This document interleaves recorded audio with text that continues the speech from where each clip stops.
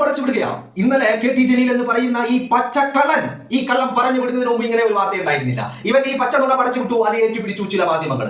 പക്ഷേ വൈകുന്നേരമായപ്പോ അത് അന്വേഷിച്ച് നോക്കുമ്പോൾ അങ്ങനെ ഒരു പൈസ കൊടുക്കേണ്ടതില്ല, വാർത്ത പലരും തിരുത്തി ഇനി കൊടുക്കാത്തവര് എന്താണ് യാഥാർത്ഥ്യം എന്നുള്ള വാർത്തകളും കൊടുത്തു. നിങ്ങളൊന്ന് ആലോചിച്ച് നോക്ക്, എന്തുമാത്രം വൃത്തികെട്ട നെറികെട്ട ഒരു പൊളിറ്റിക്കൽ പിമ്പിങ് അല്ല ഇവർ ചെയ്തുകൊണ്ടിരിക്കുന്നത്, രാഷ്ട്രീയ കൂട്ടിക്കൊടുപ്പ്. ആലോചിച്ച് നോക്കൂ നിങ്ങൾ, എന്തിനാണ് ഇത്ര വലിയ പ്രശ്നം? കേരളത്തിൽ നിങ്ങൾക്ക് ഒരുപാട് കാര്യങ്ങളുണ്ട് പറയാൻ ചെയ്യാൻ. നിങ്ങളുടെ മുഖ്യമന്ത്രിയെ ഓഖി ദുരന്തം ഉണ്ടായപ്പോ തിരുവനന്തപുരത്ത് ഓടിച്ചത് നിങ്ങൾ കണ്ടതല്ലേ? ആ ജനം തുരത്തിയത് നിങ്ങൾ കണ്ടതല്ലേ? ഓഖി ദുരന്തം ഉണ്ടായപ്പോ കണ്ടില്ലേ?